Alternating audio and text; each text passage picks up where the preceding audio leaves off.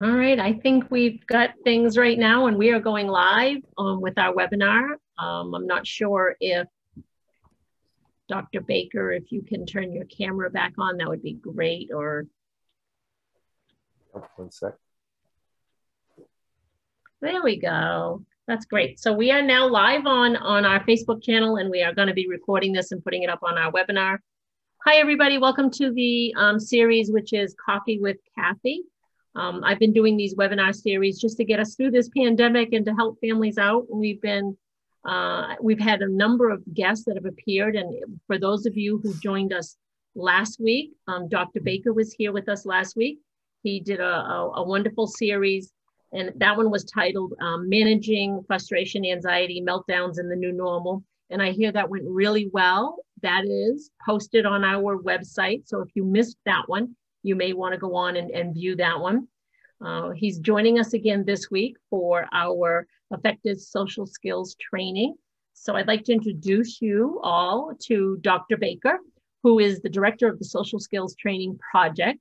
It is a private organization that serves individuals with autism and social communication problems. He also is a professor or professional advisory board to many different agencies, from Autism Today, the Kelberman Center. He is the author of 9 books, an award-winning author, may I say, and we utilize your books all the time in our agency. They are so effective, Dr. Baker. We do enjoy them. And he's also been featured on some pretty nice shows, featured on the ABC World News, Nightline, CBS Early Show, and the Discovery Health Channel. So it's an honor to have you here. I am going to let everybody know that we are going to send out slides, the presentation, to everybody. When this is all done, you're automatically going to get a survey.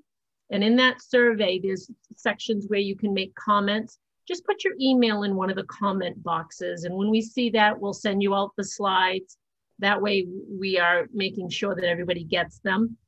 The other thing is we also want to make sure that if you need to go back to our website, we're going to put that in the chat box. So we'll directly take you to where last week's presentation was. And at the end, we are going to have questions and answers. And I did hear, Dr. Baker, that sometimes you like to look at the chat box and answer. I'm going to keep it open so I see, like, the question that just came in. I can see it in that way.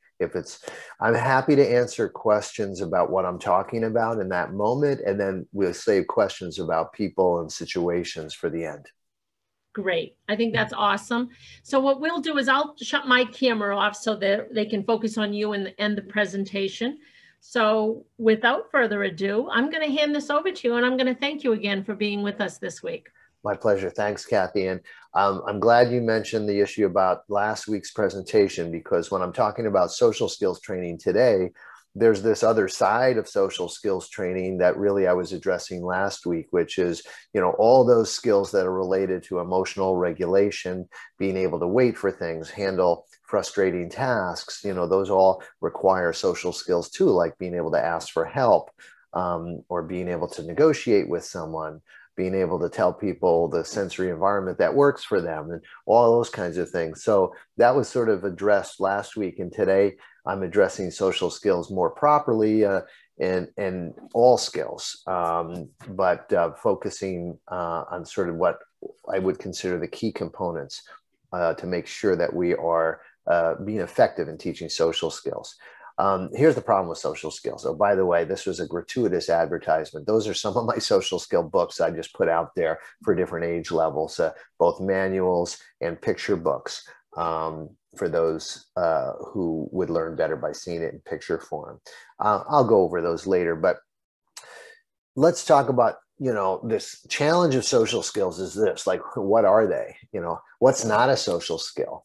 And I remember asking this question, and feel free to pop it in your chat, by the way, an answer to that question. Like, here's a question I'll have you. Is doing math a social skill?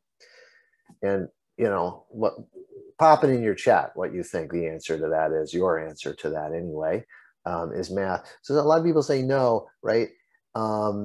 And by the way, Lori, the answer to your question is I'm talking about everybody today. I'm going to talk about the spectrum, but we're talking about what good social skills training is about for everybody. So yeah, I think it can be, Brenda says it can be, I agree. Here's why math could be a social skill. Let's say you're doing math in the classroom and all the other kids in a class think, oh, you're really smart, and they're like impressed, and maybe it has some social cachet, or vice versa.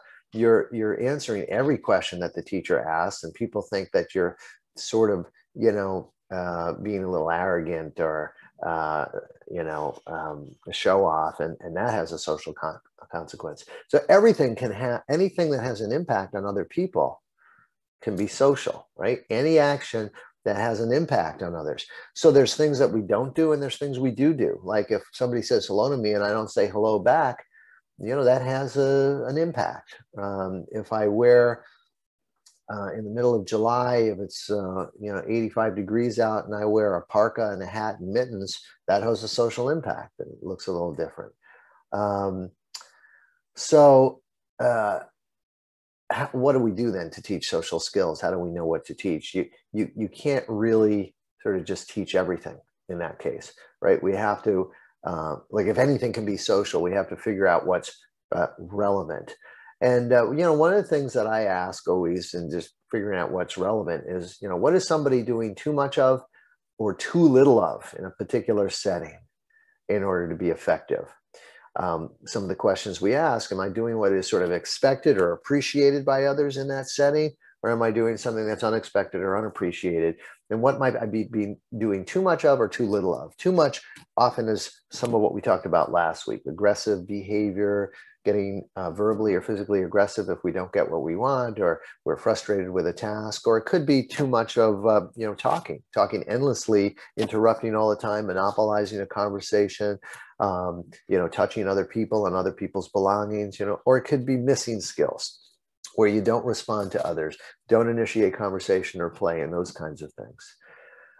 So that's kind of the question that I ask, and we'll go through it with you sort of step by step how we target certain skills. But my point being that my books and all the books that are out there are really good resources, but we can't just go about teaching everything. We're going to prioritize and individualize, just as we do in an IEP when we individualize goals in a school. What I'd like you to be able to do by the end of the seminar, and really, I mean by the end of this seminar, and if you saw last week's seminar, is have a sense of how you deal with some of the common social issues that we certainly see for folks on the spectrum, but we see with lots of other folks as well, like emotional regulation issues. Those are not just about, to address that. We don't just teach skills. We also, begin to understand what the triggers are and modify those triggers. Number two, sort of empathy and emotional support skills. Like I want you to be able to have some idea of how we teach people to say and act in ways that are emotionally supportive to their friends and others. Then the third one is just communication issues, right? So one thing we want all folks on the spectrum to be able to do is have a system of communication.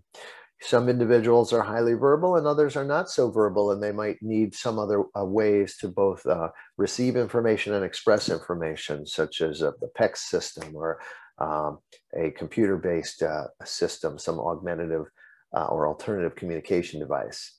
But beyond basic communication, what we want folks to do, especially if they're, say, what we call level 1 autism, that's sort of what we used to call Asperger's, is to be able to have the good language pragmatics or chit-chat skills. How do you sort of just teach good reciprocal conversations so we're not sort of monopolizing with our special interests necessarily. And then the next issue is sort of restricted play is often a common symptom on the spectrum, just restricted ways in which kids might play, like backing up a truck when, over and over again, beep, beep, beep, and just kind of repeating the same theme over and over again. And so we'll talk a little bit about how we slowly begin to expand the interests of someone perhaps on the spectrum, and so that they may have more things that they could do and share with other people. And then lack of social interest is a sort of similar issue that's a chronic sort of complaint for some parents of their, say, children on the spectrum or adults, right, that they don't seem interested in developing friendships. So how do we sort of make that, make socializing more fun, right? Not that you're going to get necessarily rewarded for it, like, you know, getting snacks or iPad time for playing. That's one way, but how do we make the actual interaction with others more fun and enjoyable and less stressful? And part of that is also, as you'll discover, a key component of skills training is targeting the peer community to reach out. It's got to be a two-way street, right? What I want to show you here is just sort of a tiered model of social skills training that we could think about applying in school systems. I'm happy to talk about adults as well today. The idea is that schools work in a tiered system where they provide certain supports to everybody in a sort of school-wide way, right? So we add structure at lunch and recess. Maybe not everybody wants to play, you know, athletic activities, and maybe we have board games out at recess, kind of thing. We train the staff in how to identify the challenges for students and teach them important skills, right? So there's training. That's a school-wide intervention. We have all schools should have anti-bullying programs, so they have a general sense of respect for each other. And part of that is doing some peer sensitivity training to create an inclusive, accepting environment. So that may be a tier one. We want all schools to be doing that. Tier two is where maybe we have a student that, despite a good anti-bullying program and sensitivity training among students, you still have kids maybe who aren't fitting in or having social challenges, and we reach out perhaps to special educators. Perhaps the student does not have an IEP, is not eligible for special education services as of yet. But they tell us, well, listen, we see that this kid really loves, say, robotics, so we have a little sort of social skill robotics group we could put him in, and perhaps we can help do some matchmaking and help him make friends that way. Or maybe we'll do a little behavior chart to help him with certain issues that are getting in the way for him socially, like calling out or interrupting, etc. When that doesn't work, and the social issues continue, we often go to what we call tier three.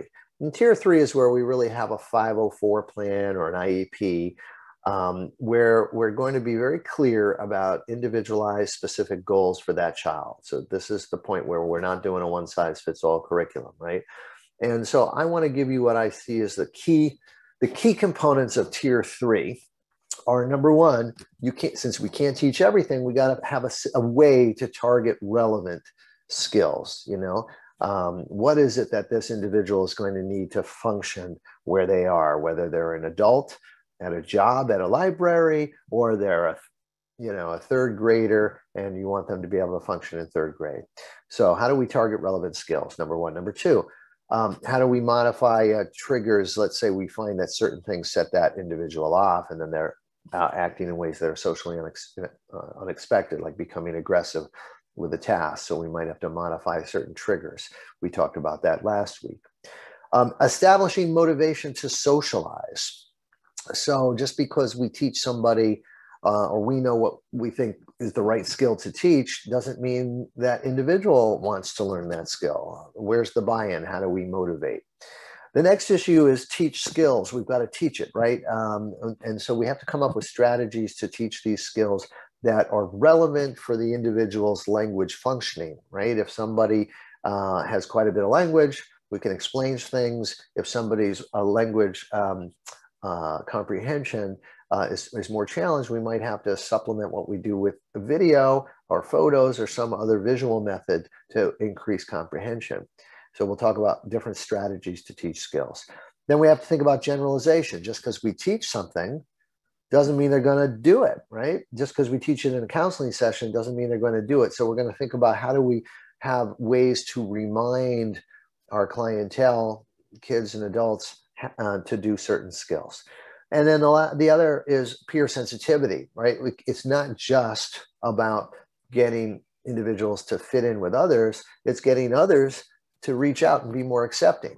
So part of our job is to treat the environment to be more accepting and engaging of our clients, right? And then the last is to evaluate outcome. We have to know if what we're doing is working. So what I've written there under tier 3, or for me, that's Dr. Baker's model of social skills training. Whether you use my books and other books and whatever it is you're using, video, lesson, we got to make sure we address each of these. So let me show you what that looks like, right? Let's talk about that first step. How do we figure out what to teach? And so again, if I have individuals who have some limited communication ability, they often are in the past called nonverbal, but they're not nonverbal, but they may be less verbal, both in their expressive and receptive language, what we might have used to call in the past classic autism. Those folks may need a general communication system that everybody needs to know. So maybe whatever augmentative or alternative communication system they use, it's got to be that if they've learned it in 3rd grade, we need the middle school to use the same one, and then the high school, and then at a job. So everybody's got to learn that system. Beyond a general way to communicate, though, we prioritize a small number of skills to work on based on these 2 questions. What are they doing too much of or too little of in that setting to be successful? Why do we prioritize a small set of daily skills? Because if we're going to try to help them generalize skills and remember to do things, we can't give parents and aides and teachers and job coaches a list of 75 things to remind this individual to do every day. It's got to be a user-friendly number. And when we think of what's a daily priority, often they are user-friendly. Like, for example, interviewing for a job is a skill you need for an event, but you don't interview for a job every day. That's not a daily priority. But if I have a kid in the classroom that has his finger up his nose every day, and as a result, other kids don't want to play with him or be near him, well, then getting his finger out of his nose, teaching him proper nasal hygiene, that becomes a priority, a daily skill priority, okay? So one of the things I will do is I'll send out an interview questionnaire to parents and teachers with, or the client, him or herself, if they're an adult, right? And they can begin to look and try to answer that question. What are they doing too much of or too little of on a daily basis? And I'll send a social skill menu out with that letter to parents. And that's a menu that comes from my social skill book, maybe a list of 70 skills or more, right? And ask them to see if they can articulate what are the daily priorities? What is this kid doing too much of or too little of on a daily basis? So one youngster in elementary school, I recall, we sent out the letter to parents and teachers, and they both indicated that this child never, although was verbal, never initiated or joined into play and really sort of avoided conversation too at lunch and recess, the sort of expected social time. And so once we got that information back from the parents and teachers, we would clarify that. We call them up or meet with them and say, well, what do you mean exactly? What's happening? Well, parents said and the teachers said the kid kind of sits on the periphery of recess, and he's making these funny sort of poses, and while the other kids are all off, playing games like tag and soccer and Foursquare and such. So the next thing for us to do was to go and observe him to see if we saw the same thing. And when we observe behavior, we observe what we call the ABCs of behavior: antecedent, behavior, consequence, before, during, and after.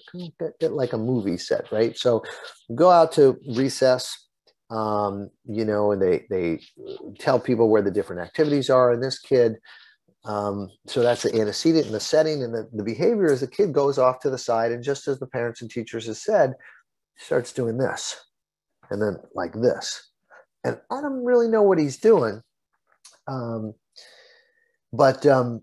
later I did ask him, but for sure what I observed is he's not initiating or joining into play. And I'll tell you in a second what he was doing.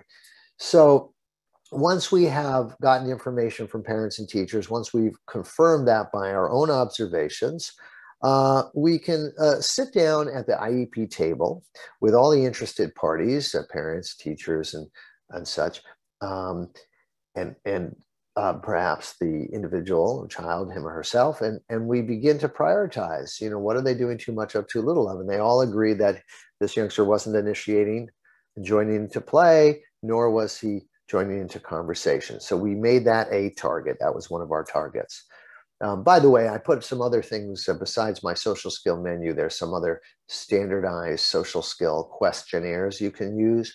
I only use those for research. I don't use those clinically, because those, like Constantino's social responsiveness scale, Gresham and Elliott's social skill rating scale. The thing about these is they're great measures to sort of compare to norms, but they don't necessarily measure the skills that I want to measure. I want to know what's in the way for that child in that setting. And that particular rating scale may not have that particular skill, right? So I use them for research, but I don't use them for my sort of assessment of what we need to work on. So this is what we've got so far from this kid. We're going to target this skill. What it says on the bottom there for too much behaviors, right? When kids have too much behaviors, they're getting aggressive physically or verbally. In addition to teaching skills, we're going to have to know what those triggers are. So like if you give the kid difficult work and they flip out, we need to know that. We need to know what kind of work upsets them, because we're going to have to figure out what to modify. So what we've established for this kid is he doesn't join in the conversation and play. Let's just look at the play for a second. We decided, well, we can teach him how to join into play. We know that he doesn't like to catch or throw a ball. We heard a little bit about his strengths and challenges. But he does run around, and the other kids are running around and playing tag. So we figured, well, we can teach him how to play tag. So we set out to teach him how to play tag, and we put a little sign on him that says it. We say, if you have the it sign, you have to touch people, tag them, and here's how you do it. You don't hit them on the head, you do it on the shoulder or the arm. And then if the other person has the it tag, you have to stay away from them. Don't let them touch you if they have the it sign. And so we taught him how to play tag in this way, sent him out to recess, said, go ahead and play tag. And he said, no, just leave me alone. And so that's an issue of motivation, right? Because now we understand he's not joining into play. We taught him a game that he could play, but he doesn't want to go play that game. How do you motivate people to do things? One is what we call external motivation, which is we use a reward program. We could say to him, you know what, kiddo, if you play 5 minutes of tag, then I'm going to give you anything from this reward menu afterwards. Like you can have your snack, access to this video game you like, or your some iPad time. And so he has a choice. And so if you use external rewards, it's always good to have a reward menu, to have like a choice. That might work, but for some, it may not. You may not find a powerful enough reward to get them to play tag. And so then we can think of what we call intrinsic motivation. And intrinsic motivation might be, well, maybe tag's not his thing. Instead of getting a reward afterwards for playing tag, what if we make playing with other kids in and of itself intrinsically rewarding? Like what would be fun to do with the other kids? How do we make it more fun rather than just getting a reward afterwards? So when he was doing these things out at recess, I mentioned these poses like this and like that. I'd say, hey, what is this? He said, Elon. I don't know what that is. So I said, well, what's this? He said, grizzly bear. Well, that I know. And I talked to his mom, and it turned out he goes to the Museum of Natural History in New York City every Sunday. The school was a suburb of New York City. And he sees these taxidermied animals behind glass, including an eland, which is like an African antelope, and grizzly bears. And he knows their Latin name. He knows what they eat. That's his love. That's his passion. And so we decide, well, forget about tag. Let's teach him how to play the animal guessing game, right? And so, we do something like this. What's this, guys? Anybody want to guess what animal this is? Guys, you're in Maine. What animal is this? You're right, moose, exactly. Apparently, this is the international sign for moose, because I did this once in St. Thomas and St. Croix in the Caribbean, and they said moose, and they don't have any moose down there. So apparently everybody knows that's moose. He's motivated now to play the animal guessing game. Let's talk a little bit more about how do we motivate our clientele, from adults to kids. And particularly if they're verbal kids, one of the most important things we can do is, I call it partnering with a student. You know, people come in to us dragged in sometimes by their parents or a partner or a spouse, and they may not be motivated to work on what the other person wants them to work on. If you go over their many strengths and talents that will take them places in life, then you can begin to talk about small challenges that you don't want to get in the way of their great strengths. Strengths take you places in life. Challenges are things that you don't have to overcome. You don't have to get rid of your challenges. You just got to shrink them to the point where they're not in your way. And so I'm going to show you a sample of kind of a student I had on the spectrum where we were going over some of his strengths and challenges to partner with him. And like many folks on the spectrum, he had a great memory for factual information. He happened to be a good reader, great at video games, loved Japanese anime, loves animals, good singer. These were some of his passions, and he was a very kind and caring kid. And you know, part of his maybe some ADHD issues too. He was really entertaining. His mind went in lots of different directions, and we talked a little bit about some of this pattern of strengths. Reading and factual information and being entertaining and stuff could lead to a very good academic and work career. And then on the other end, we've talked a little bit about some of the ADHD stuff, organization, focus, getting frustrated in class, and some of the spectrum stuff, the social discomfort that he had. And we talked a little bit about why then we might want to put some supports in place, like a homework system and notes, possible medication for focus, and why we might want to teach some skills, both social skills. So this to me is about partnering with students. I often will talk about people's testing results as well, because a lot of times kids get tested, adults get tested, and they don't always know the results of those tests. I want to go over their strengths with them. I might not go over every detail of the challenge, but I certainly want them to see the areas that they have strengths, because you need to be aware of your strengths in order to be willing to look at and confront some of the challenges. So that's a little bit about how we win someone over to work on a certain set of skills. And we talked with this young man about how talented he was as well, and why we might want to work on his ability to sort of initiate and join into play and even conversation with people.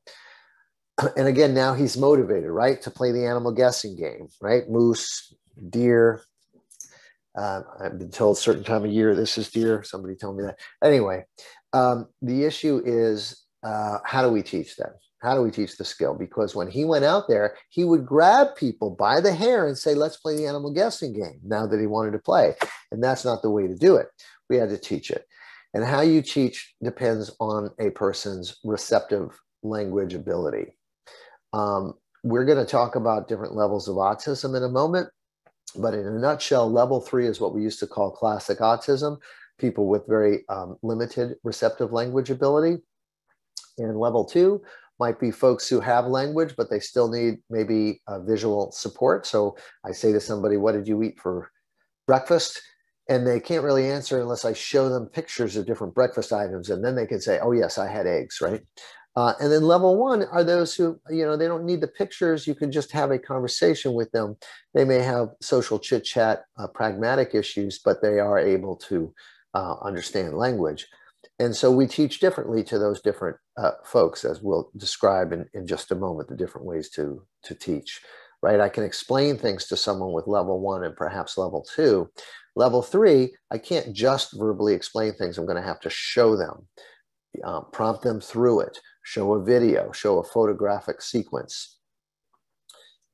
The next issue is generalization. So let me just give you an idea. This kid, we decided we would, you know, explain, model, and role play. He was a verbal kid, how to join into play, how to ask to play the animal guessing game without touching other people, without grabbing their head. So I practiced this with him in our session. I even brought in another kid to practice with him so he could go and ask them, hey, do you want to play the animal guessing game? So I explained it, I modeled it, I role played it, all how to play without touching the other person. And we talked about if you touch the other person, how does it make them feel? Then they don't want to play. So you got to stay about an arm's length away.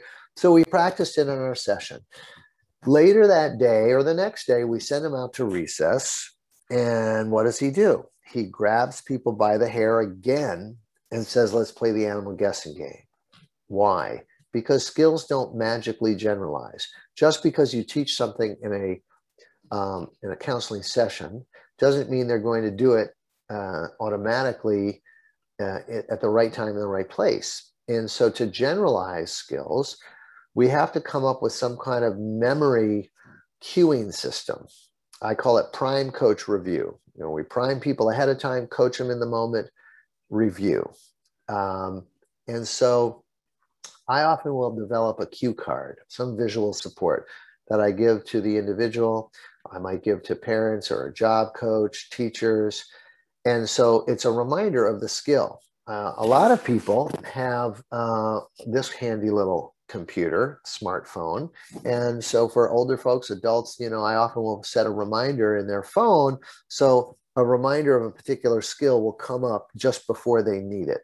Like I had a kid who would monopolize his science class by asking the teacher too many personal questions. And so we would talk, the skill would pop up just before his class to say, remember, you know, you have to ask personal questions after class with regard, you know, and you can ask, you know, maybe 3 questions about the content during the class, but then you have to give a chance for other people to ask. So this is the way we learn things, folks. We don't learn things by teaching a new skill every week. We learn things by having a small set of skills. Maybe it's 3 or 7 skills somewhere in there that we're working on. And every day we have some reminder system to do it ahead of time, right? So this kid, we communicated with his parents so that in the morning they could remind him that when he's out at recess later in the day, here are the kids who will play the animal guessing game with you. Here's what you do. You walk up, don't touch them, stay an arm's length away and say, do you want to play the animal guessing game? We gave that same information to the teacher. So before they line up for recess, the teacher would say, hey, Johnny, remember when you go out, you can ask these folks to play, but arm's length away, don't touch. And then we wanted someone to go out and coach him in the moment. And so we found a social worker, support staff in the school, who was only there Mondays. So every Monday she'd go out with him at recess and coach him to do it. And then they would review afterwards. How did you do? Did you touch or no touch? The teacher would ask him and the parents would ask him at home. Tuesday through Friday, the social worker wasn't there, but guess who coached him? It was some of the other peers. They said, Johnny, come play with us, but don't touch. And so they became natural coaches. We always want to transfer this to the natural environment. And so some of the kids began to coach him. So what are we saying here? We're saying every day this kid got the message 5 or 6 times about how to ask people to play without touching. They primed him ahead of time, coached him in the moment, reviewed afterwards. If you are in school systems, if you have kids, and you're working with a team of people to teach them social skills, you want to make sure, do they have some system to generalize skills? How are they getting information to remind that individual of what they're supposed to do before, during, and after? The next issue is peer sensitivity. Where are those peers coming from who are willing to play the animal guessing game? Where are those peers coming from who might coach him and remind him to play without touching, right? So sometimes we have to go and build that volunteer system of kids or others who might step up and be willing to help Johnny out, right? And we'll talk about ways to do peer sensitivity lessons. Sometimes I do it by naming a child by name if I have permission from that child and their family, but often I do it without any names. I'm just asking for people to include anybody who might be left out at any given moment. So I'll show you how we do that later. The last issue, again, is evaluating outcome. How do we know if any of this is working? Well, the best way to know is to see it with your own eyes. So could we get that social worker every Monday she goes out and she's going to observe how often does he ask people to play without touching? Is he doing it the right way? She keeps a frequency or a percentage count. Another way to measure is what we call subjective ratings. when we measure social skills training, sometimes we just ask people on a scale of 1 to 5, how well is this kid, in this example, asking people to play without touching? Always 5 or 4, usually 3, sometimes 2, rarely, or 1, never. So we're asking for a subjective rating. Those subjective ratings are actually pretty good measures of whether you're doing the right thing for that social setting. You see, because what you do may not be as important as how it is perceived. I grew up in New York City, by the way, as a kid. And I took the subway to school in New York City every day for 45 minutes to an hour, sometimes longer. And I learned on the New York City subways, you do not make eye contact, because if you're a little child who makes too much eye contact, 1 in 5 other kids who are slightly older than you will say, give me $5. And they'll kind of push the issue. So I learned, don't make eye contact on the New York City subway, right? But a different set of rules. As an adult, I go down to Atlanta to do a talk. And I show up, and the host of an Atlanta, Georgia restaurant gives me a hug. Now, I'm from New York City, so I'm checking my pockets. Did they just take my wallet? What's going on here? But that's Southern hospitality. And so my actual behavior becomes a little less important than how it is received and perceived by people in that social setting. So if I'm not making eye contact in Georgia and, you know, try not to look at the host, that wouldn't be perceived well. Where if I go up and hug people in the New York subway, that's not going to be perceived well. So these ratings are something I always do when I worked in school systems. I don't know if anybody in my audience is working in a school system, but you say so if you are in the chat. But if you are, and progress reports are due, you know, this is one simple way to get them, by rating people on a scale of 1 to 5, that kind of thing. Okay. And again, I stuck in there some social skill rating scales that have normative data: Constantino's for autism, and Gresham and Elliott's for a larger population. Again, I don't use those clinically, but they certainly could be used for research purposes. They give you an idea of sort of how this individual rates on a sort of one-size-fits-all group of social skills compared to other people his or her age. All right, let's talk about the spectrum for a bit, and the levels. Again, I'm talking about everybody today, but the reason I want to talk to you about the different levels of autism is so that we can talk about how we teach to different levels of autism. So where we used to have names like Asperger's syndrome, classic autism, or PDD-NOS, everything now, if you're on the spectrum, falls under one name: autism spectrum disorder. And it means you have challenges in these 2 categories of symptoms: social communication difficulties, trouble sort of initiating, responding to others, and then difficulty making friends as a result of some of these challenges in initiating, reciprocating, and reading people's nonverbal cues.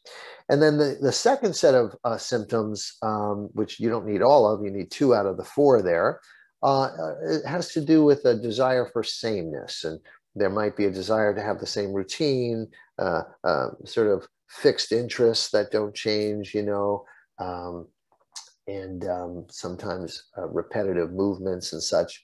And they also throw in there some of the sensory issues, either being overwhelmed too much by sensory information or being underwhelmed. If you meet the criteria for an autism spectrum disorder, then you get this qualifying level: level 1, level 2, level 3. So to repeat, level 1 is that sort of high end of language functioning, where people, they understand what you're saying, they understand the words, they can express themselves. They may have trouble, you know, not monopolizing or with topic management, but they understand the language. Level 2 is someone who does understand the language, what we used to call probably PDD-NOS. Level 1 is probably what we called Asperger's. Level 2 maybe is that sort of PDD-NOS youngster who does understand language, but still needs some visual support. It's the "what did you have for breakfast" thing, and then they kind of need the pictures to be able to answer. And then level 3 autism is the more sort of severe social communication challenge, where they might really not know the words or have that symbolic language. And so they may not understand when you explain things with words, right? So how do we teach? If we have those with sort of level 3 autism, we can't just explain with words what to do, right? And so what we're doing there is we are using more visual approaches.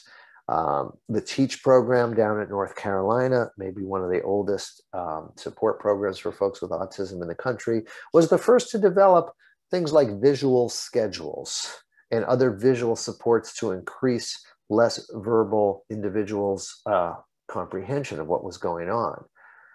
I'll give you an example, right? So these are actually, there's two books that I'm pointing out here that might be useful to you if you want more ideas on how to support things visually for kids with less verbal language. But there's an app called the Visual Scheduler, and that's a nice app where you can make a visual schedule for someone, and that increases comprehension. I mean, without a visual schedule, if someone doesn't understand when you explain things to them, then it's going to cause some anxiety when you're asking them to move from one place to another. They don't know where they're going. They don't know what's going on. A visual schedule increases their comprehension of what's going to happen and reduces some of that anxiety. Visual supports could also be used to do some kind of chore, for example, or a job. Like I just had a client who was working at a spa, and she had a visual sort of cartoon visual support, like visual instructions for how to wash and dry and fold laundry at the spa. That was her job, right? I just built something a moment ago. I had a set of instructions on how to build an extra bed in my house if we have a guest. So I followed those visual instructions, right? You can use visual instructions to motivate, right? This is called a first then approach, where it's basically a picture schedule. First, we're going to do our letters, then you do the iPad. You know, so if I told the kid, look, you have to trace your letters and then you can play with the iPad. If the kid has less language, they may not understand that, and they just don't want to do their letters and they get mad. But if I show them a visual schedule and they're used to seeing sort of a visual of what happens first and what happens afterwards, then they might be more motivated to trace their letters because they know when they're done, they get to do the iPad. So, you know, the reward becomes visual. So these are different examples of visual approaches. So is this, you know, this is a little complicated because it's a visual for both using the tub and the shower, and they kind of put it all together in one. But here's an interesting concept, right? If you're using a visual, one of the best pieces of advice I ever got was visual supports for folks on the spectrum or others with language issues are only as good as if the individual understands what you were trying to show in the photo.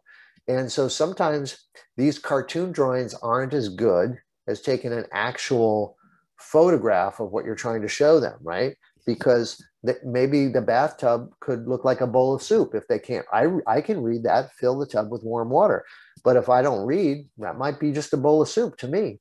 But if I took a picture of the actual bathtub, now I know what you mean. So sometimes photographs are a better visual support than just a cartoon drawing. Peck System. How many people use the Peck System, which is a behavioral ABA approach using visuals to teach language to folks with sort of level 3 autism? Put it in your chat, folks. There's 35 of you out there. So does anybody use PECs? Yeah, yes, some people do. Okay. All right, so just for those who haven't, I'll just give you like a 3-minute primer on that. Andy Bondi and Frost, who are also fellow New Jerseyites like me, they created the Peck System, and they gave me permission to show you this. So, you know, PECS has a variety of phases. Phase 1 is where a child or client uses a picture of an actual item like candy in the picture, to actually get real candy. So they begin to learn that the picture of candy, the symbolic picture of candy, actually gets them real candy. And phase 2 is where they begin to learn that pictures of different items lead to different things that you want, and you can use it with different people, right? So you're just creating some variability there. Phase 3 is the beginning of what we call like a choice board, where a child is learning to choose between two things, so it might have a picture of candy, and in this case, I think socks. Which do you want? Do you want your candy or do you want your socks, right? And so the child learns to make choices or answer questions about choices. Phase 4 is really the beginning of of sentence structure. So instead of like showing just a picture of a ball to get a ball, you have to show a picture of the I want picture. I want is somebody reaching for something. So putting together I want ball, if you give that to somebody, they'll actually give you the ball.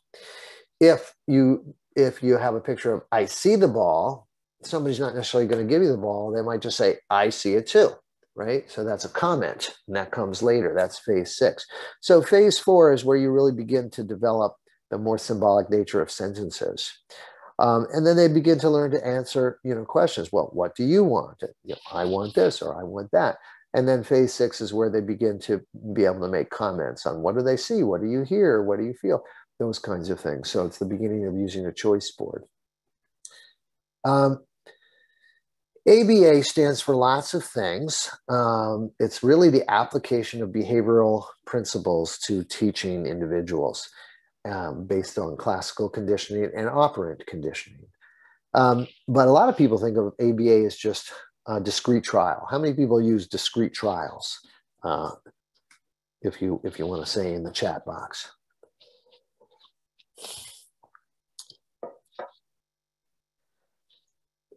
Mary says in school and at home. So discrete trial, it was sort of the original ABA method to teach kids with limited language how to learn different words. And it was shown to be quite effective. It was the first step in sort of showing, hey, you could teach kids with autism who didn't have much language. You could teach them to understand language. Later, discrete trial was criticized by some because a lot of kids didn't want to sit at a tabletop and do discrete trials for 25 hours a week, and they would resist and they'd get upset. And so there's been variations like pivotal response training and to some extent verbal behavior training. The difference between these is the way they think about motivation. Discrete trial uses external motivation. So I'm going to show you a video now of a discrete trial where a child is going to learn the names of different colors. Like he's sitting at the tabletop and there's colored circles, like a circle that's yellow, one that's green, red, and blue, and so forth. A discrete trial has a cue like touch blue, and then a prompt. If he doesn't respond, we prompt him by putting his hand on blue, and then a reward. Great touching blue. Here's and in this case, this young man was working for organic mango slices. So cue, prompt, reward. Take a look. This is an example of a discrete trial. Thank you for fixing your cards. Should we work for some mango? Yes, I like the way you're sitting. You can have a piece. Okay, we're going to look at our colors. Okay, look at me. Nice job. Okay, look at the colors. Can you touch blue? Oh, you're so smart. You found blue. Give me a high five. Okay, let's do blue again. Here, can you put it on the end? Great job. Okay, look at your colors. We're going to get some more mango. Find blue. Oh, you're so smart. Oh, thank you. All right, so you get the idea. Cue, prompt, reward. Now, she didn't have to prompt him because he actually already knew blue. This is what we call a mastery trial, or starting with things he already knows to build confidence. So He's actually quite compliant with this, but some kids, resist because this is work, right? You're sitting here. Did he want to be touching these? Like, he wants the organic mango slices, but at some point he might not care about it anymore, and we'd have to find other rewards. But there may not be any reward big enough to keep him sitting there to do this. And so Kegel and Kegel, who started with Lovaas, said, we want to do cue prompt reward as well, but what if we do it in a way that the kid would like better and will be less resistant? And so they created what's called pivotal response training, PRT. And the concept of PRT is very similar to a discrete trial. You're going to see me in this video doing cue prompt reward with my daughter, who's not on the spectrum, but she agreed many years ago when she was a very sweet girl, and she's still very sweet actually, to do this video with me. But the key difference is she was drawing. That was her thing that she was doing all by herself. I came into this picture. She's already doing an activity that she likes doing. So I didn't say, let's leave the drawing, come to a different table, and let's go do discrete trial. I follow her lead. That's the key to pivotal response training. You start with what the child is already attending to, and you do your discrete trial there. So now you're going to see me asking her about the colors and different shapes and such. And the reward is not you get some external reward. The reward is she keeps drawing, keeps doing what she wants to be doing. It's built in. Oh, what a nice drawing. Can I see it? Mm-hmm. Are these hearts or squares or circles? Circles. Oh, do you want it? Yes. Say drawing, please. Drawing, please. All right, you can have it.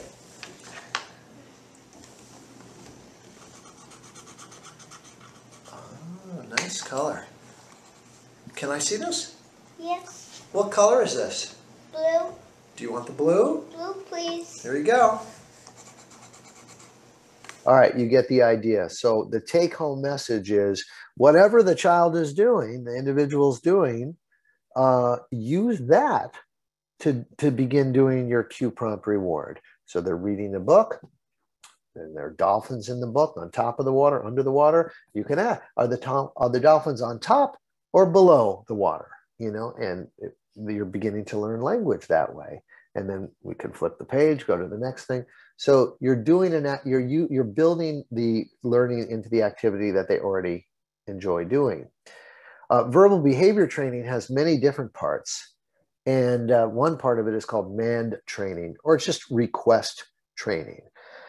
And you're teaching kids to request things. So here's Justin again with my clinical coordinator, Lauren, and he chooses to draw. But what Lauren does is she sort of takes all the magic markers. So if he wants to draw, he's going to have to ask her for a magic marker. And if she doesn't just anticipate the need and hand him a marker so he can draw, she creates a situation where there is a need, and that need then leads to communication. Take a look. Okay. Let's do some more coloring. Here. Can you put your hands on the paper? Oh, these colors. Oh, sure, you can have the brown marker. Nice asking. Okay, give it to me. All right, so what happened there? When you bait a child, create a situation, he communicated. And it doesn't have to be perfect. He doesn't have to say, excuse me, Lauren, can I have the, marker, etc. So verbal behavior training is the take-home message is don't just anticipate the needs for your child. So Teresa Cardone has a book called Initiations. That book by Teresa Cardone is filled with some interesting situations you can set up where your child will need something, maybe putting a jar way up high. So they'll have to say, jar, please. And then you've closed the jar so tight that they can't open it. So you're going to have to prompt say open, open. And then they learn open means you open the jar. And so they begin to learn lots of different words because there's a need. Okay, that's man training or request training. Notice that we didn't say, oh, great, asking for the marker, here's an organic mango slice. No, it's a intrinsic motivator, not external. So we talked about pivotal response training, following the lead of the child. Well, there is an early intervention program for the ages of 0 to 4 years old, developed by Sally Rogers and Geraldine Dawson. Anybody in my audience use the Early Start Denver model? Somebody asks, is it okay to prompt for a response? Tony says, and the answer is yes. You prompt only as needed. You want the child to be able to do it for him or herself, but you prompt when needed. Okay, so Mindy uses ESDM, the Early Start Denver model, and so the point of the Early Start Denver model is in some ways to incorporates pivotal response training with a play-based approach. And what's great about this approach is that for years, play therapy with kids with autism was criticized by behaviorists as saying, hey, you don't have any data to say it works. And then the play therapist would say, yes, but our kids are having fun and they are developing. And although you have lots of research to show ABA works, you're making robots and they're not being spontaneous and they don't seem to enjoy it and they're resistant and they don't like it and it's torturous and so forth. And so I think Geraldine Dawson and Sally Rogers solved that sort of conflict in the field by saying, guess what? We can do ABA therapy, pivotal response training, and teach parents how to play with their kids. We can combine the two. And the kids will like it. And their sort of motto is look for the smile. And so they take their cue from play-based people where they sort of clear out a room. So the child is in the room with the parent. And so the kid doesn't have all these distractions to sort of not engage with the parent. And the parent has maybe like an interesting toy. Maybe it's a car, that can go backwards or something. If you make the wheels go backwards, it can go backwards, or you push it backwards and then it springs forward. And so the goal is to try to engage the child in a way that will be fun in and of itself, not to necessarily get an external reward. And so if the parent is successful in showing the child how to make the car go, then they can give the car to the kid and maybe the kid will imitate them. And there aren't all these other distractions in the room. So one of the concepts is, you sort of follow the lead of the child, like pivotal response training. You stay with what's most motivating for them. You try to make the interaction between parent and child fun and engaging so they want to do it, not that they're going to get a reward after the fact.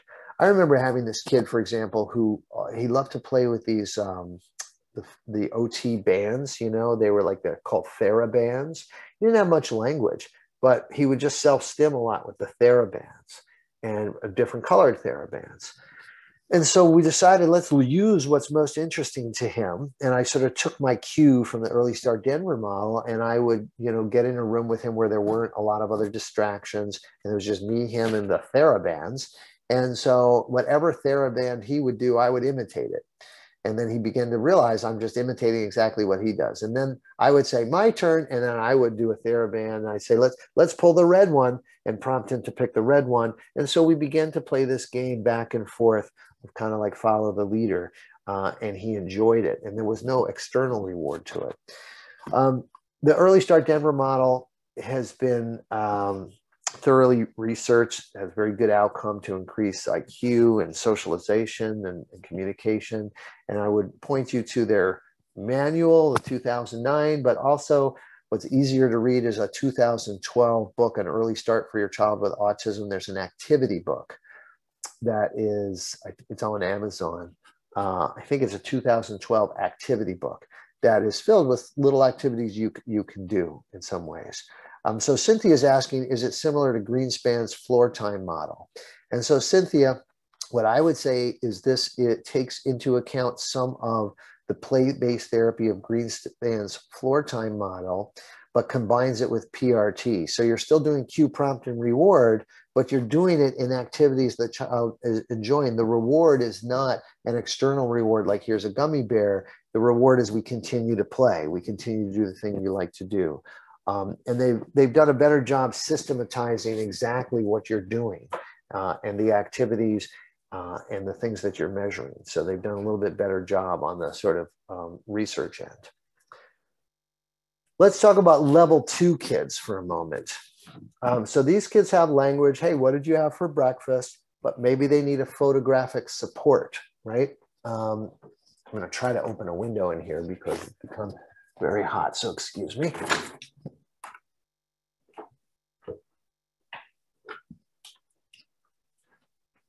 Hopefully it won't be too loud, and put in the chat room if you're now hearing a ton of wind. So with level 2 kids, they've got the language, but sometimes they need sort of a visual support to understand the words. And so when I'm teaching conversation to kids like this, one of the things I'll do is I'll use a conversation web. This is a little web, and speech and language therapists use these all the time. So your SLPs out there, you'll recognize something like this. So I might have a kid fill this out with their parent before they come to school. So it might be something they did over the weekend, like, how was your week? Or how was your weekend? You know, what did you do? We went to the museum. Or what did you do? I saw the dinosaurs. Where did you go? I went to the museum. When did you go? Saturday. How did you get there? You know, we drove in, right? What else did you do there? We could have a box. You know, I went to the snack bar. What did you have there? I had, you know, chicken fingers or whatever. So there's a lot of who, what, where, when, how, you know. I liked it.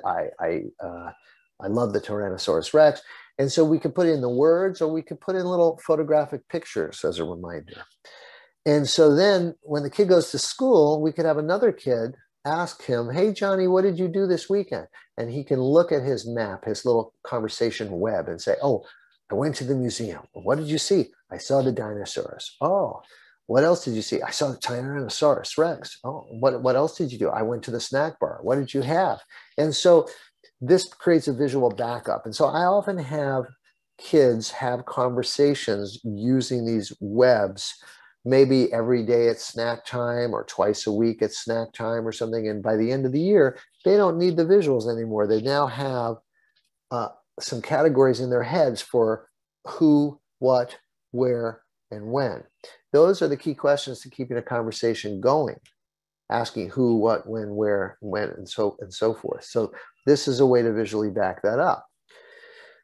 Years ago, I was in a northern part of New Jersey at a program for kids who had had some sort of level 2 autism. Some of them had level 3 autism, but they were beginning to develop language. We were beginning to mainstream them into regular ed classes, but they still had some language comprehension issues.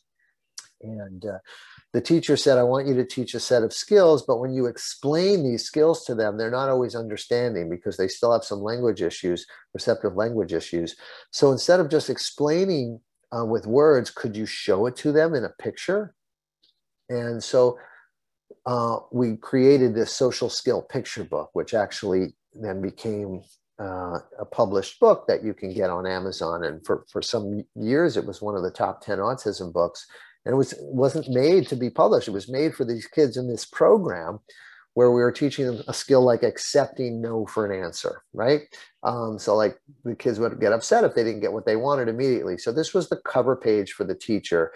You know, we say sometimes when people say no, you ask for sometimes people say no when you ask for something.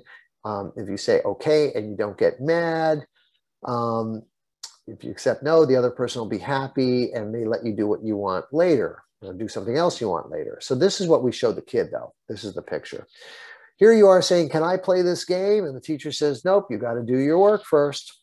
Well, the right way you say, okay, and you do your work. And she's really happy and pleased. So you can stop the action and show that when you do your work, teacher's happy. When you don't do your work the wrong way, you know, she's getting mad. She's saying, go do your work. Now, when you finish doing your work, now you get to play. You're happy. Look, now you're playing a game of Topple. But when you didn't do your work, you didn't get to play and you're feeling frustrated. So visuals sort of make the invisible payoff of a social skill more concrete and visible.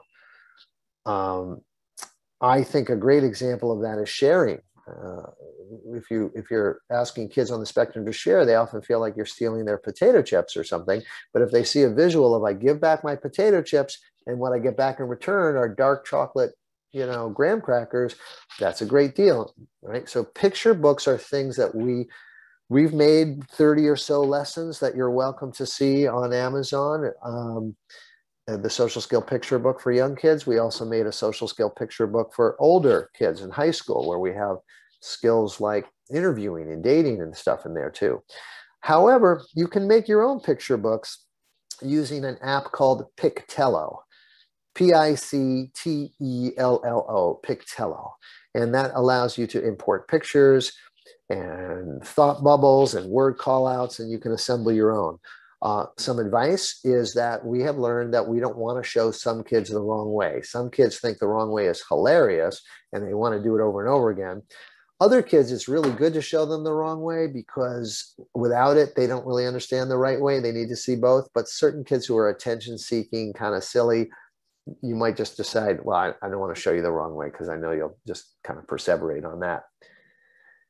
Cognitive picture rehearsal is a technique by June Groden and Lavoisier, very similar concept. And the idea here is to sort of draw a cartoon of problem situation, what skill you want the kid to do to react to that situation, and a good thing that happens if they do it the right way, right?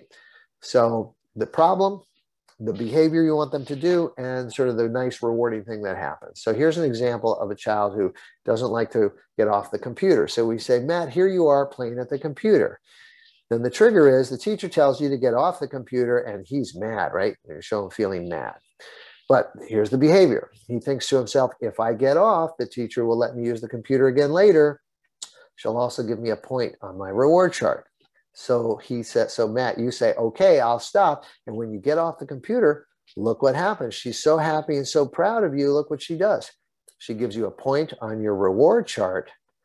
And because you got off in time, she's going to let you go back at 2 p.m., right? Later that day, she's letting you go back. So we try to get this into the Dr. Banner forebrain before he ever gets onto the computer so he doesn't have an incredible Hulk moment when it's time to get off. Right? We put it in his head ahead of time.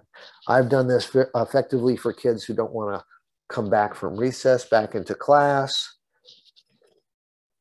Kids at home who don't want to leave the park and go home and eat dinner.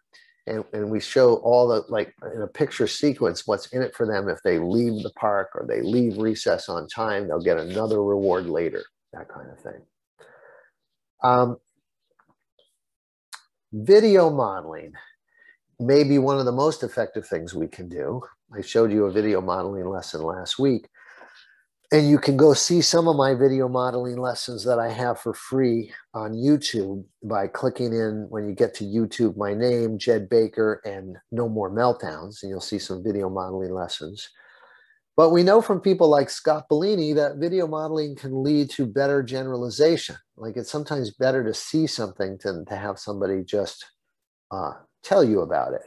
Like I'm a drummer and I've been trying to play a variety of tunes, and it's so much better to hear and see the music being played than just to read the sheet music. Like I really get a sense of how people are playing it and how they're doing it. There's much more that can be communicated with picture and video. Video modeling is when, you have other kids showing you sort of what to do, but video self-modeling is when you have your client be the star of their own video.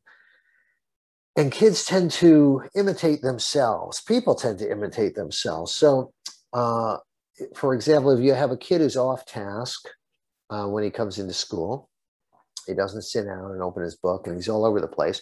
You could take a videotape of him coming into school and you edit out all the off-task behavior. So you have a much shorter video where he's just hangs up his coat, backpack, and he's sitting and he's ready.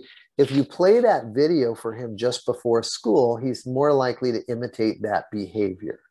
And that's the concept of video self-modeling.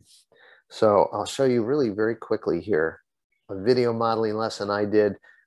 This is going back many, many years, where we had little clips. I strung them all together here, so I won't show you all of them, but it was just showing a modeling both first kids modeling behavior of greeting, like saying hello and saying goodbye, and then a video modeling. The young man's name is Linus.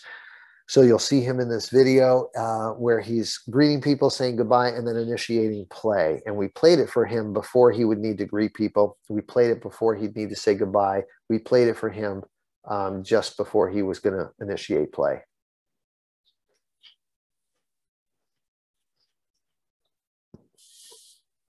Hi. Hi. How are you? Good. How are you? Hi. Hi, Linus. Hi, how are you? How are you? I'm fine. How are you? I'm fine. Go. Hi, Linus. Hi, Jennifer. How are you? I'm fine. How are you? I'm fine. Go ahead. Hi, Linus. Hi, Lori. How are you? I'm fine. How are you? I'm fine. Hi, Linus. Hi, how are you? How are you? I'm fine. How are you? I'm fine. I'm good. Goodbye, Linus. Goodbye, Ariel.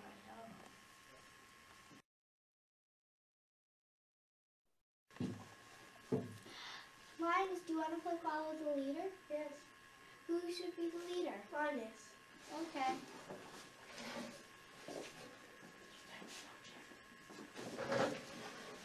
Ariel? Ariel! Ariel! Asking friends to play.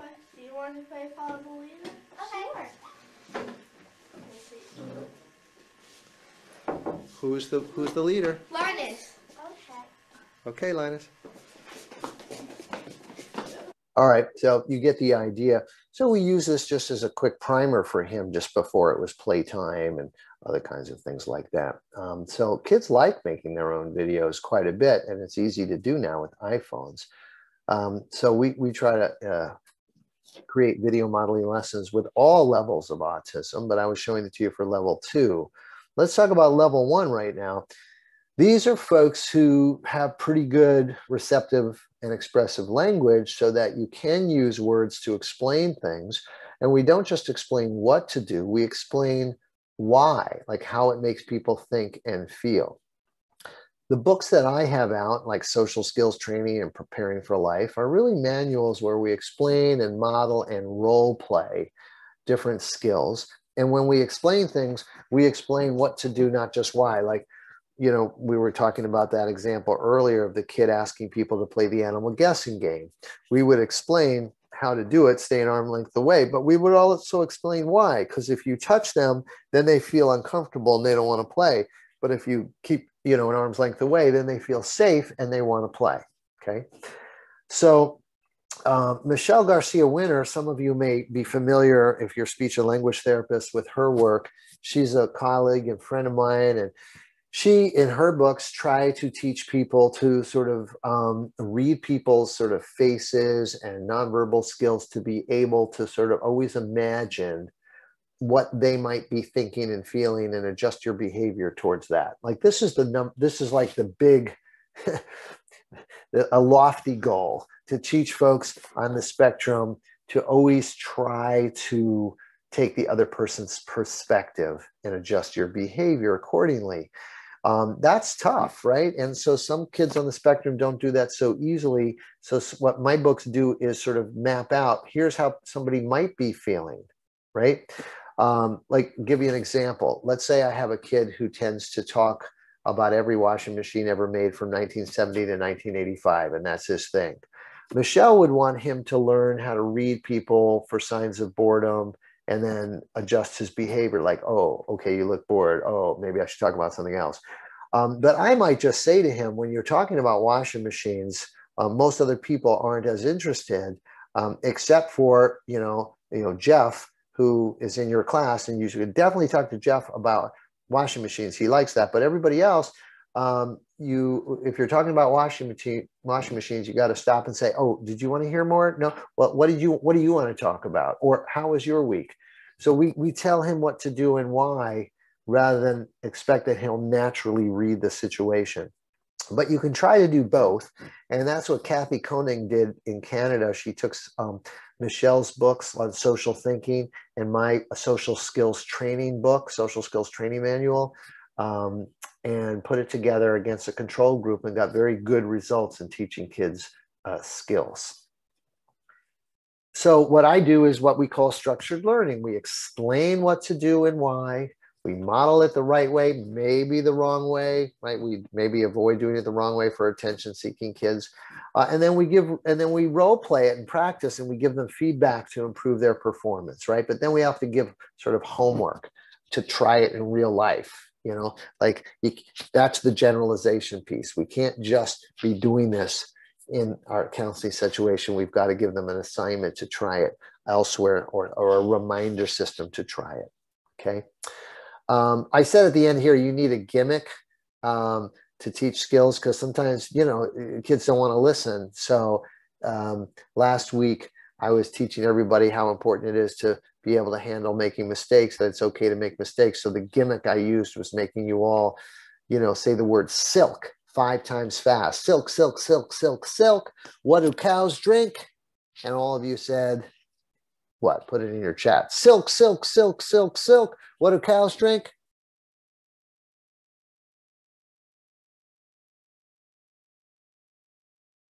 Well, they don't drink silk or milk. Cows drink water. And that was the trick I gave the folks last week. And then once you learn, oh yeah, cows drink water, I can do it again. You know, let's say the word silk 5 times fast. Silk, silk, silk, silk, silk. What do cows drink? And now you know the answer is,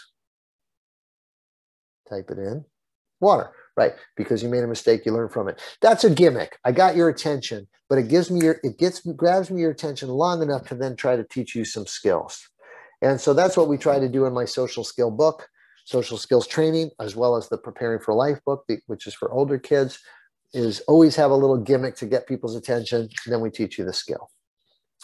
Let's talk about some conversation skills before we do some Q&A here. I find that kids level 1, they have language.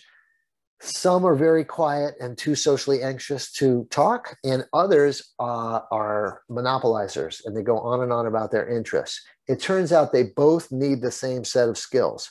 Both your quiet kids and your monopolizers need to know how to ask or tell to engage the other person. The monopolizer shouldn't just be talking about every washing machine ever made from 1970 to 1985, but finding out if his friend said he went to the museum. Oh, who did you go with? Where did you go? Oh, I like it too. When did you go? Like asking questions to engage the other person. And the quiet, socially anxious person needs this map as well, that this is how you keep a conversation going. Whatever the person just said to you, you can ask a question. Oh, how was it? Who did you go with? And maybe you can comment. Oh, I've been there too. I love the museum. You know, hey, did you see the, which dinosaurs did you see? Where was the museum? That kind of thing. So this is a map to keep conversations going. This is a map to start conversations about the present. What are you guys doing? What are you guys playing? About the past. How was class today? How was your job? How's your weekend? How was your week? The future. What are you going to do later today? What are you going to do this weekend? And maybe the best one is number 5. What do I know about this person? Let me ask about that. Hey, did you get that job you were applying for? You know, or hey, how's I've got kids now who are in track. It's starting to do that. They're in the Special Olympics and track season started. How's Special Olympics going? How's track going?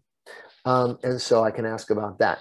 Those questions tend to make people more liked. A Harvard study showed that better than asking, hey, how are you doing? Which is fine, is if I can ask something that I know about you, that shows that I'm really thinking about you, that you're in my head, and that makes me more likable to you.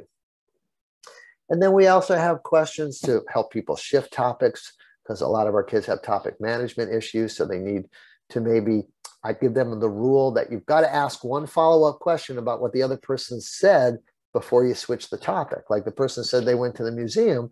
Oh, what did you see there? then you can say, hey, can I switch the topic? You can ask to switch. But if they say, I went to the museum, and then you say, you know, do you like Thai food? That's abrupt. You have to at least show that you're listening before you switch the topic.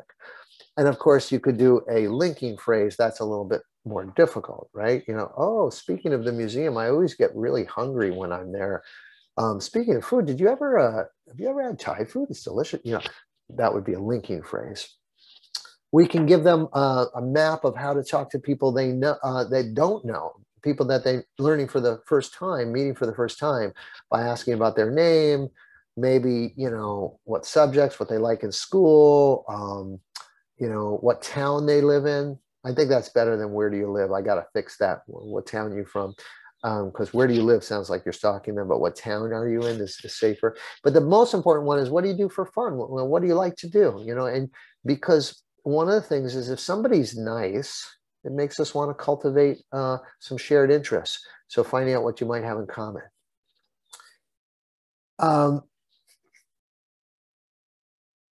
I want to talk to you just really a second here about where to teach skills. Not everybody needs a social skill group.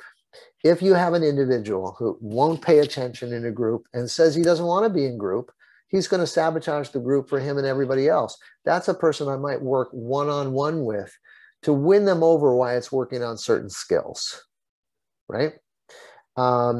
And if they're super inattentive, I might not get their attention in a group to teach them the skills I want them to learn.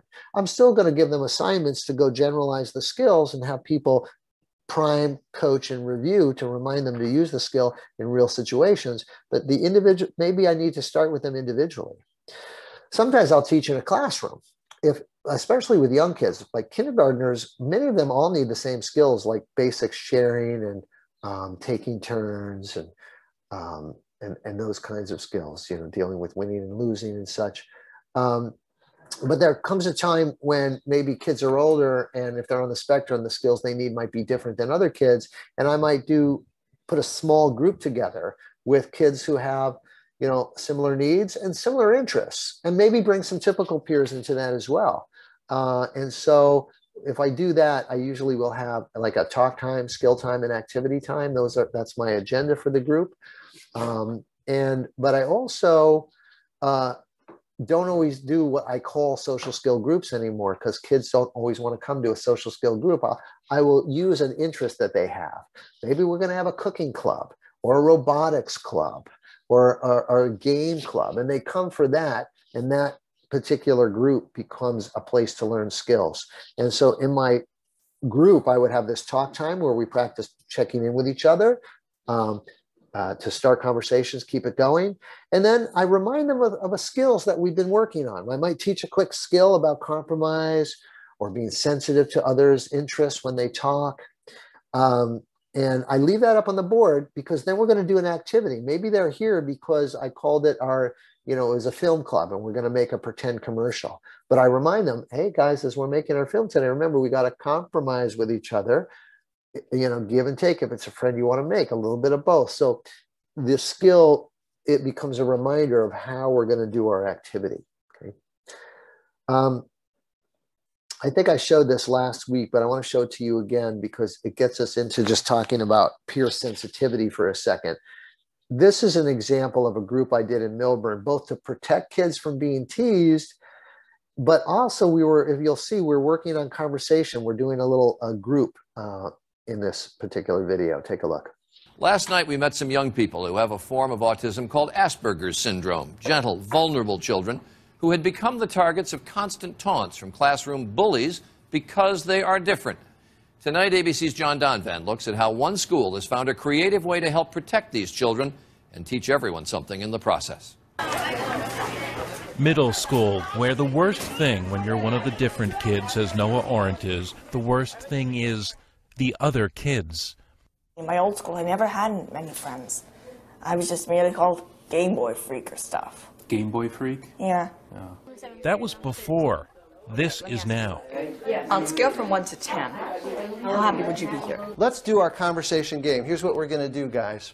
This year, Noah attends Millburn, New Jersey Middle School, where psychologist Jed Baker is proving that the best protection for kids like Noah, who was bullied for years for his disability, Asperger's syndrome, a form of high-functioning autism, the best protection is the other kids. What's your favorite game to play? Can't tell. Can't tell. It's a secret. It's a secret. I'm just kidding. I think it's cool, like that. Even though they're not like me, I can still have things in common with them. Baker has recruited Becca and other kids as essentially his assistants in teaching Noah and Eli social skills that Asperger's makes so challenging for them, like simple conversation. It's benefiting all students to really respond to the needs to teach kids the social emotional skills. The thing is, they're getting it. So it's easier here. Yeah, Why? now I have like a big crew. You have a huge crew now? Yeah, a lot of friends. Good, good. In fact, kids strive to get into the program here at Millburn. More than 90% of the 8th grade class is signed up, and bullying of kids with Asperger's, it's non-existent here. Working with what were once called the uncool kids has become a cool thing to do.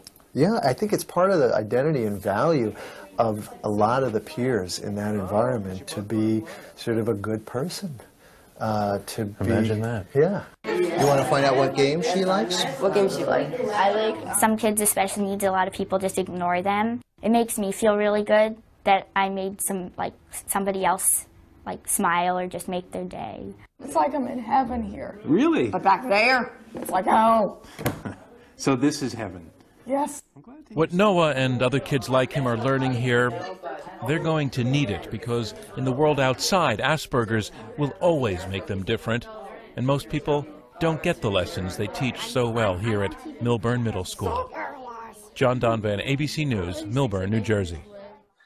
So that's a good transition just into sort of peer sensitivity. And often I'm going into classrooms and doing a lesson kind of like this, where I want to make sure all the kids in the class are willing to play with all the other kids, including my kids who might have special needs. And I end up doing a talk a little bit without naming any names about how we're all the same and how we're all different. And would it be fair to play with someone not be, if they're different from you, and they all sort of talk the talk, but they don't walk the walk, right? We talk about how we're, boys and girls and different color hair and eyes or skin, etc. And we talk about other differences. And I may talk about kids who talk and kids who are quiet and don't talk as much.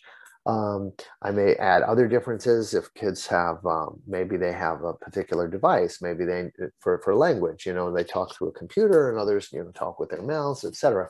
And would it be fair not to play with some of this because they're different? And so then I'll play Simon Says with them, so they can experience what it's like, for example, not to be able to play just because you're different. And then I will tell them all that, well, as long as you stay in Simon Says, you get free choice today to play.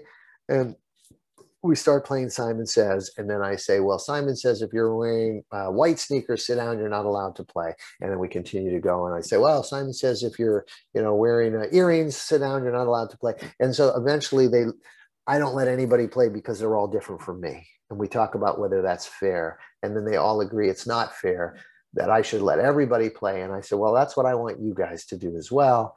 And so we introduce the words hero and bully to them. And we talk about how they're the same and that they have power, but they're different in the way they use their power.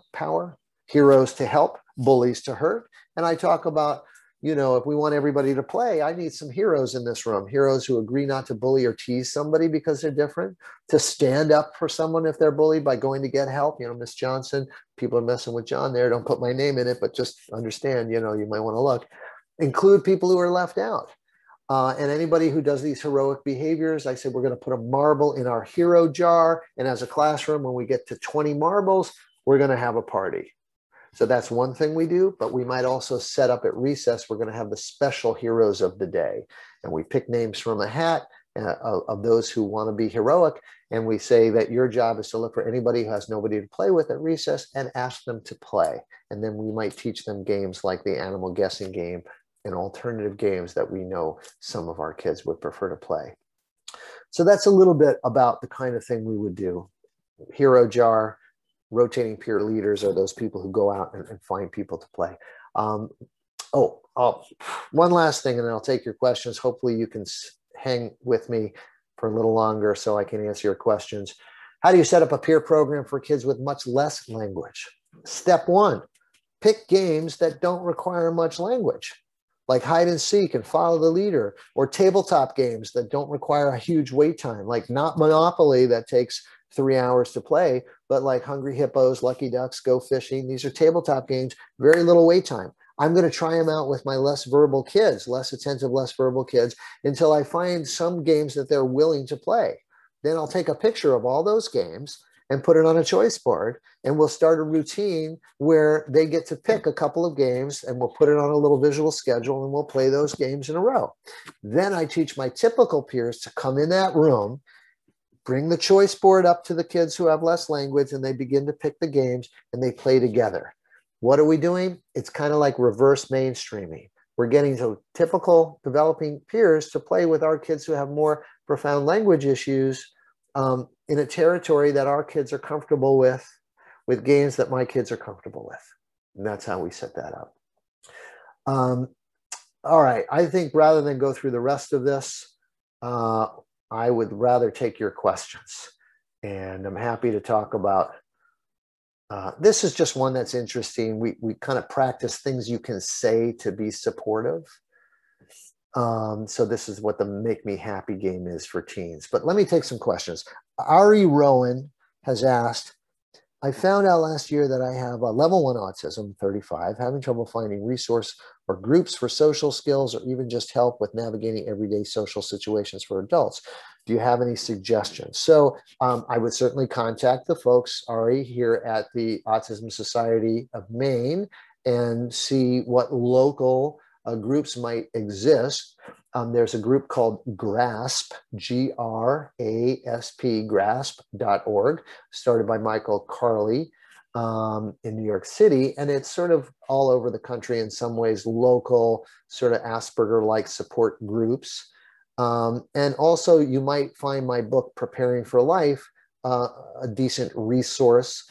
It is a book of skills for anywhere from high school and beyond into adulthood. And you might find some of those skills useful in navigating situations.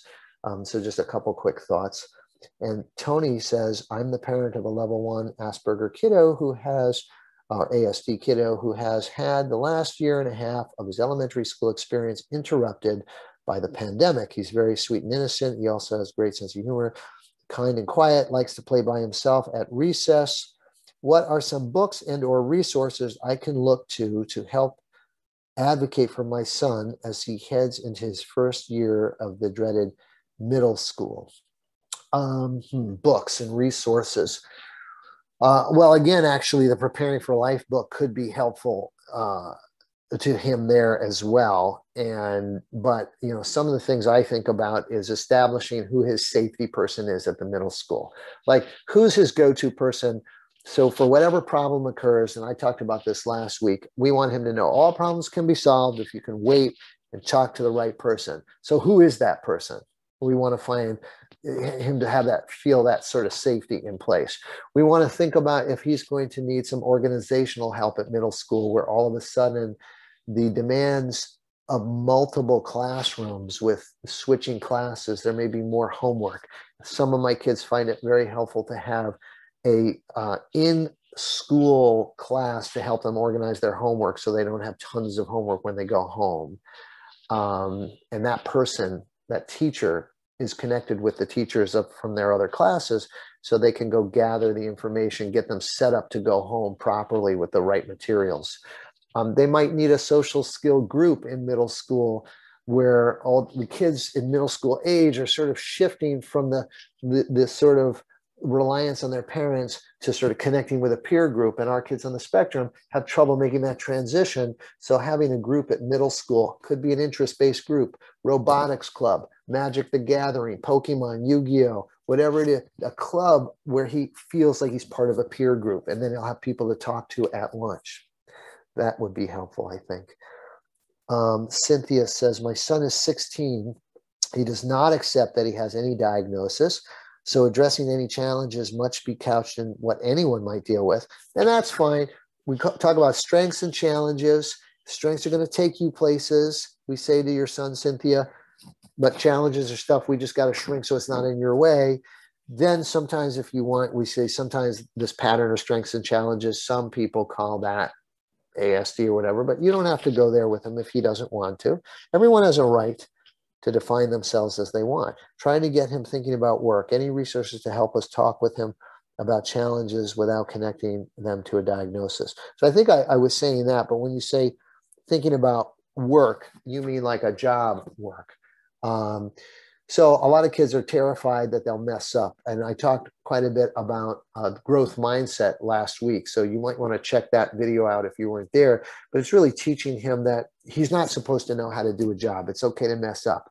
Because the fear of not being perfect is a huge reason for kids unwilling to make that leap into work. Sometimes just doing a volunteer work first, where he feels the stakes aren't as high.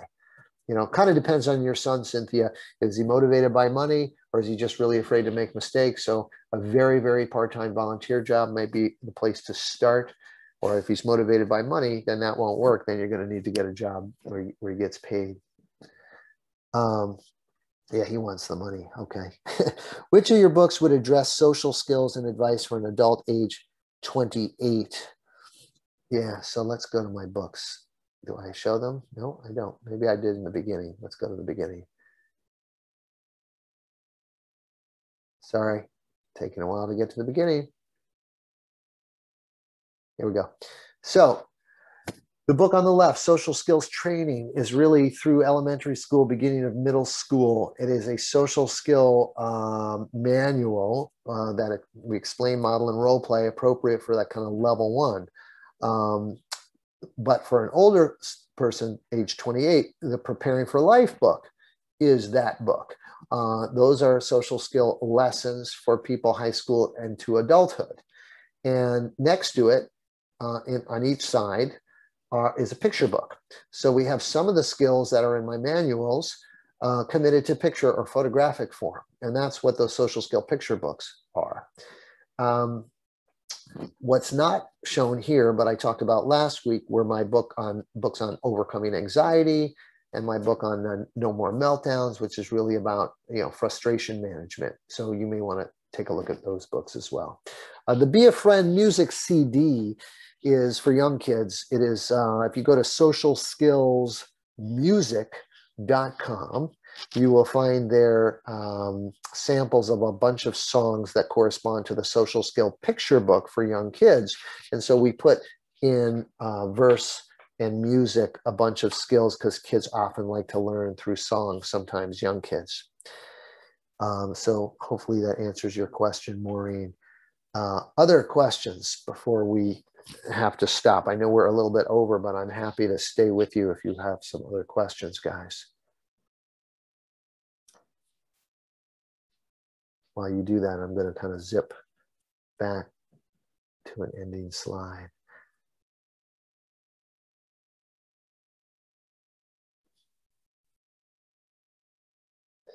So while you're thinking if there are any other questions, I will close with this. Lots of ways to teach skills. In fact, we know video modeling may be even more effective in helping with generalization, but lots of ways to teach skills. The issue is you've got to address what I showed here on the bottom. These particular key components have to be addressed to be effective. You got to figure out, what am I teaching? How do I decide what I should be targeting? Number two, you have to make sure they're motivated. It's just not going to work if the motivation's not there.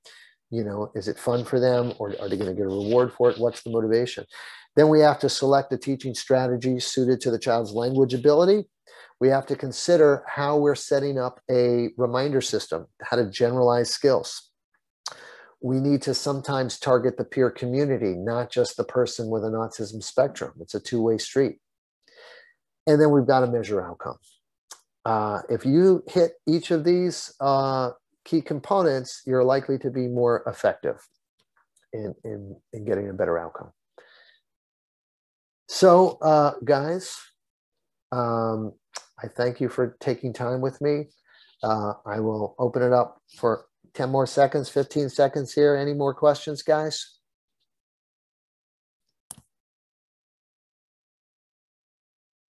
All right. Does our host want to, oh, you're back, Kathy. Hey, great session. I'm glad everybody had some really good comments and some questions for you. Sounds like it was another really great webinar. And again, this is being recorded and we'll have it for people. We'll have the PowerPoint and the handouts for everybody also. Terrific. Thanks, Kathy. Appreciate it. And people can Google me. All my contact information is there if they need to email or something like that. But I appreciate you having me and being such a great, gracious host and all that's going on. So thank you so much. Thank you. You have a great day, and we'll send you the evaluations too, because people fill them out. And I don't know if you received the last ones, but I'll make sure you get those too. I didn't, but I'll just take anything that Ed-Lee says. I'll send you all the good ones. Yeah, just send, because I got a couple nice ones here. So thank you guys for being kind. All right, appreciate it, everybody. Be well. Thank you. Bye, Jed.